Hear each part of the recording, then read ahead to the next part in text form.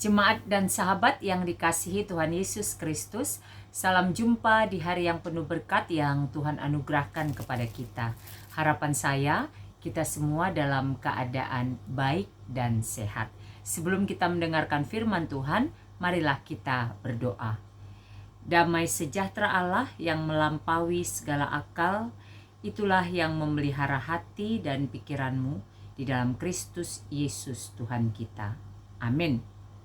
Firman Tuhan bagi kita pada hari ini tertulis dari kitab Ayub pasal 33 ayat 4. Roh Allah telah membuat aku, dan nafas yang maha kuasa membuat aku hidup. Demikian bunyinya. Kita bersyukur oleh anugerah dan kasih Tuhan, kita diberi kesempatan menikmati hari baru, dan kita imani berkat Tuhan selalu baru setiap pagi. Tema renungan kita pada hari ini adalah sadar diri. Sadar diri. Bagian yang kita baca tadi merupakan ayat atau bagian dari perikop pasal 33 kitab Ayub yang berjudul Allah berfirman kepada manusia dengan berbagai-bagai cara. Kita tahu bagaimana Ayub yang pada masanya dikatakan adalah orang yang saleh, tetapi kemudian diizinkan mengalami beragam pergumulan. Pertama, segala apa yang ia miliki, peliharaannya, harta lah ya, boleh kita katakan secara sederhana, habis. Lalu kemudian anaknya juga mati. Dan dia pun mengalami penyakit yang menjijikkan.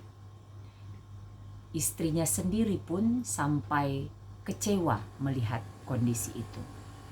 Di tengah pergumulan yang berat itu, lalu kemudian datanglah teman-teman Ayub memberikan respon, atau kita katakanlah memberikan nasihat, masukan atas apa yang Ayub alami. Teman-teman itu adalah Elifas orang Teman, Bildad orang Suah, dan Zofar orang Naamah. Ketiga temannya ini cenderung mempersalahkan Ayub atas apa yang terjadi dalam kehidupannya.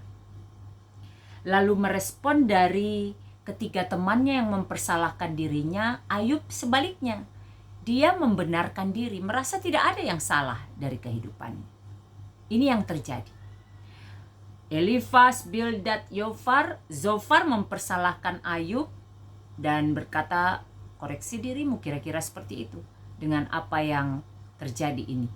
Tetapi Ayub berkata justru sebaliknya, dia tidak melakukan kesalahan, dia tidak melakukan dosa. Dia membela diri. Lalu kemudian sahabat yang keempat, Elihu, yang lebih muda dari tiga sahabat yang pertama, angkat bicara. Mengapa Elihu yang terakhir? Karena dia merasa dia lebih muda.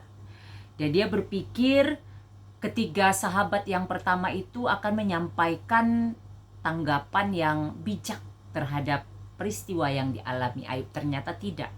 Makanya kemudian dia ambil waktu untuk berbicara kepada Ayub, dan inilah yang menjadi bagian dari pembicaraan itu. Jadi ayat yang kita baca tadi merupakan perkataan Elihu kepada Ayub, yaitu Roh Allah telah membuat aku, dan nafas yang maha kuasa membuat aku hidup.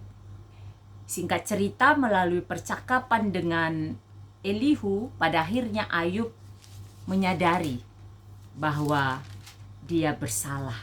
Pada akhirnya kalau kita baca di pasal-pasal selanjutnya, Ayub akhirnya mencabut perkataannya dan menyesali diri. Ayub merendahkan diri di hadapan Allah. Apa yang mau kita pelajari sekaligus kita renungkan dari bacaan pada hari ini? Yang pertama, sadarlah bahwa kita hidup karena anugerah Tuhan. Sadarlah bahwa kita hidup karena anugerah Tuhan. Itu yang mau disampaikan oleh Elihu kepada Ayub. Sadar bahwa hidupmu, hidupku, hidup kita ini karena anugerah Tuhan. Ketika kita menyadari hidup kita ini adalah anugerah Tuhan, maka kita percaya setiap hal yang Tuhan izinkan terjadi itu merancangkan sesuatu yang baik bagi kita ketika kita menghadapinya dengan mengandalkan Tuhan. Karena tidak ada hal yang salah yang Tuhan rancangkan dalam kehidupan kita. Apapun itu. Dengan perkataan Roh Allah telah membuat aku, Elihu mau menyadarkan, sadarlah bahwa Allah yang mencipta engkau, Allah juga yang mengizinkan apa yang kau alami ini terjadi padamu. Maka jangan mempersalahkan Allah. Jangan juga merasa engkau benar, sehingga engkau merasa tidak layak menerima apa yang Allah izinkan terjadi dalam hidupmu. Ini mungkin juga terjadi dalam kehidupan kita ketika kita merasa seorang yang taat, seorang yang saleh, seorang yang dekat dengan Tuhan. Aku sudah berdoa, aku sudah rajin baca Alkitab, ibadah tidak kutinggalkan, persekutuan orang percaya ku ikuti. Mengapa terjadi sesuatu, pergumulan, beban berat ini dalam hidupku? Pembelaan demi pembelaan kita lakukan. Maka perkataan Elihu saat ini mengingatkan tidak hanya Ayub, tapi juga setiap kita, sadarlah bahwa hidup kita ini anugerah Tuhan. Karena itu apapun yang kita alami, maka hadapilah dengan mengandalkan Tuhan. Minta hikmatnya, lebih baik hal seperti itu yang kita lakukan daripada sibuk membela diri, menyatakan aku tidak melakukan kesalahan, aku tidak melakukan dosa, aku benar. Karena itu tidak akan menjadi kebaikan ketika kita hanya membela diri tanpa mau datang kepada Tuhan, minta hikmat Tuhan, apa yang Tuhan mau rancangkan, kerjakan bagiku melalui peristiwa ini. Itu yang pertama. Yang kedua, sadar bahwa hidup kita ini untuk kemuliaan Tuhan. Tadi dikatakan di selanjutnya, dan nafas yang maha kuasa membuat aku hidup. Ketika kita menyadari bahwa hidup kita ini untuk kemuliaan Tuhan, maka hidup itu kita nikmati, jalani, maknai dengan memohon hikmat dari Tuhan. Agar kita tidak salah menyikapi, kita tidak salah menjalani, kita tidak salah mengisi, kita tidak salah dalam melewati hari-hari kehidupan kita. Kita tidak memakai ukurannya apa kataku, apa mauku, apa inginku, bukan. Tetapi menyadari seutuhnya bahwa kehidupan kita ini untuk kemuliaan Tuhan, maka kita perlu meminta petunjuk dari Tuhan, arahan, tuntunan, agar yang kita lakukan untuk kemuliaan Tuhan. Ketika Ayub sibuk dengan membela diri, membenarkan diri, merasa tidak bersalah, merasa dia tidak ada melakukan dosa, maka pada saat itu dia tidak sedang melakukan kehendak Tuhan, tapi dia sedang mau menunjukkan bahwa dialah yang menentukan dalam kehidupannya.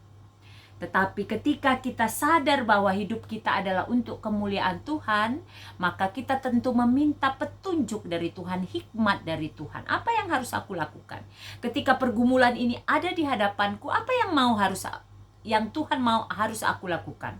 Agar responku, agar apa yang aku lakukan terhadap pergumulan yang kuhadapi ini adalah berkenan atau merupakan apa yang Tuhan kehendaki untuk aku lakukan.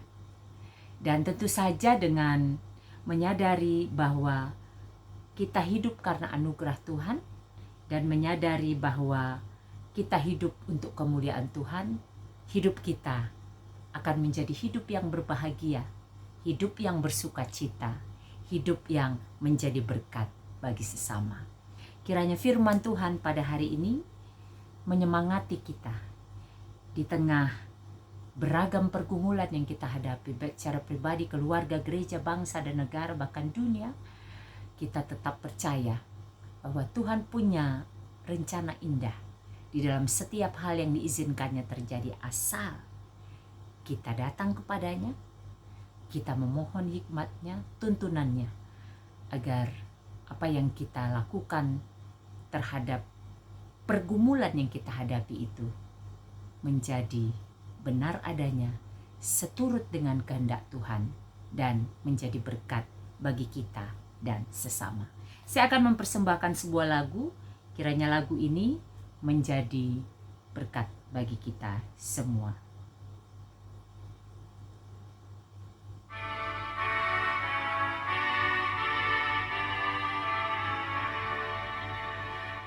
Tetap senantiasa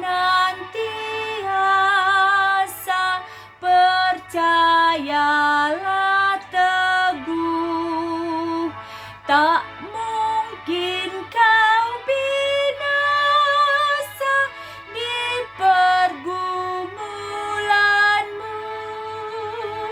Tuhanmu mengalihkan yang paling susah pun menjadi kebajikan di jalan hidupmu. Marilah kita berdoa. Bapa di sorga, kami bersyukur untuk anugerah dan kasih Tuhan yang menyertai kami. Kami bersyukur untuk firman pada hari ini yang mengingatkan setiap kami menyadari siapa diri kami di hadapan Tuhan. Menyadari bahwa hidup ini adalah anugerah Tuhan, dan menyadari bahwa hidup yang adalah anugerah Tuhan itu harus kami isi untuk kemuliaan Tuhan.